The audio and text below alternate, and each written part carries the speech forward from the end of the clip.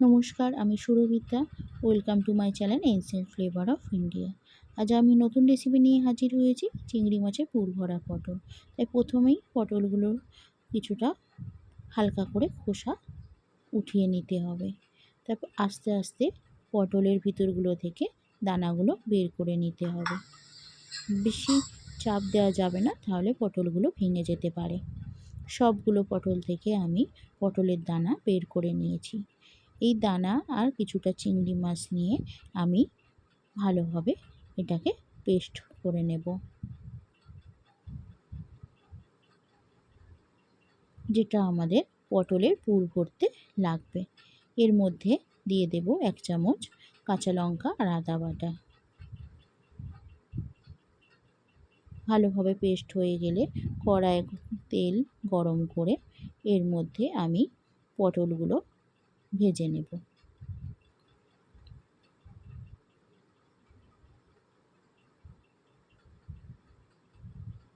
যতক্ষণ না পটলগুলো লাল লাল করে ভাজা হচ্ছে, ততক্ষণ আমি এইভাবে ভাজতে থাকবো।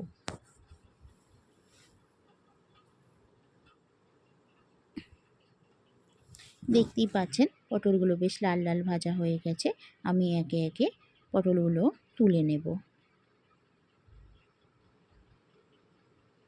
পটলগুলো তোলা হয়ে গেলে এই তেলের মধ্যে আমি পটলের পুরটা বানিয়ে নেব। পটলের পুরটা বানাতে প্রথমে আমার লাগছে কুচানো পেঁয়াজ।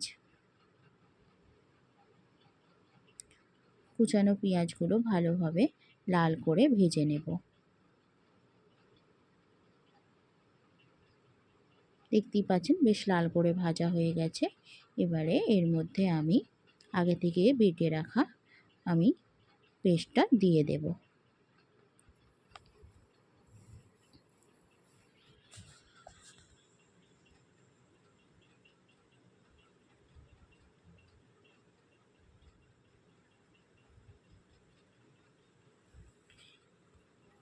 পেস্টটা আমি বেশ কিছুক্ষণ নাড়াচাড়া করে এর মধ্যে আমি একে একে ড্রাই মশলাগুলো অ্যাড করব।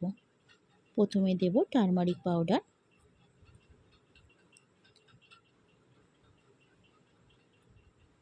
তারপরে দেব কাশ্মীরি মির্চ,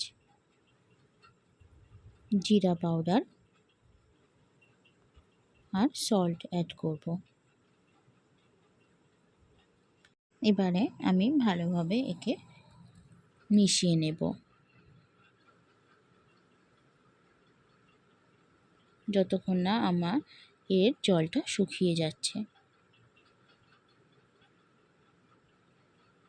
দেখতেই পাচ্ছেন কিভাবে ঝরঝরে পুরটা বানিয়ে নিয়েছি।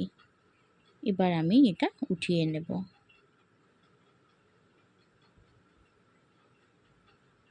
কিছুক্ষণ রাখার পর পুরটা বেশ ঠান্ডা হয়ে গেছে। এবারে আমি পটলগুলোর মধ্যে আমি পুরগুলো ভরে নেব। সব পটলগুলোর মধ্যে আমার পুর ভরা হয়ে গেছে। এবার আমি রেডি করব গ্রেভিটা। তাই প্রথমে কড়াই গরম করে তার মধ্যে সর্ষের তেল দিয়ে দিয়েছি। সর্ষের তেলের মধ্যে আমি জিরে ফোড়ন আর গোটা গরম মশলা ফোড়ন দিয়েছি। তার মধ্যে আগে থেকে বেটে রাখা পেঁয়াজ আর টমেটোটা আমি অ্যাড করলাম। এর মধ্যে আমি দেব কাঁচা লঙ্কা আর আদা বাটা।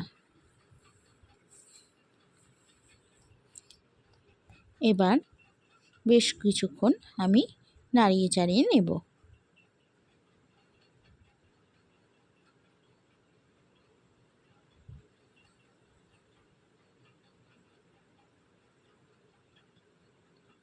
যতক্ষণ না মশলাটা জল শুকিয়ে আসছে, ততক্ষণ আমি নাড়িয়ে নিলাম। এবার এর মধ্যে অ্যাড করব আগে থেকে দই ফেটিয়ে নিয়েছিলাম।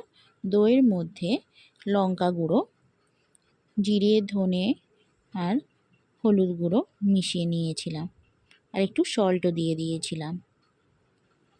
এবার এই মশলাটা দিয়ে আমি যতক্ষণ না পর্যন্ত মশলার মধ্যে তেল ছেড়ে আসছে ততক্ষণ পর্যন্ত আমি এটাকে ভালোভাবে নাড়িয়ে চাড়িয়ে নেব।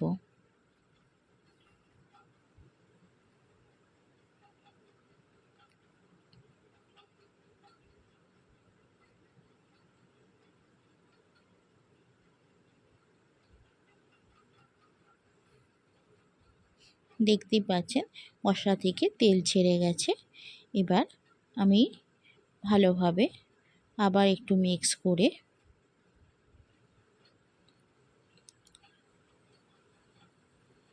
জল অ্যাড করব। জলটা বেশ ফুটে উঠেছে, এর মধ্যে আমি পুর ভরা পটলগুলো দিয়ে দেব।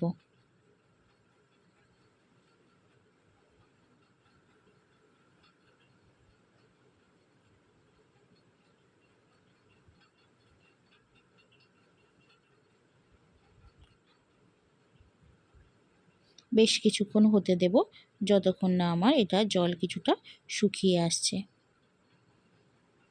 দেখতেই পাচ্ছেন প্রায় রেডি হয়ে গেছে আমাদের চিংড়ি মাছের পুর ভরা পটল। এই রেসিপিটি যদি আপনাদের ভালো লেগে থাকে তাহলে অবশ্যই লাইক, শেয়ার, সাবস্ক্রাইব করতে ভুলবেন না। আজ আসি, আবার দেখা হবে নেক্সট রেসিপিতে। নমস্কার।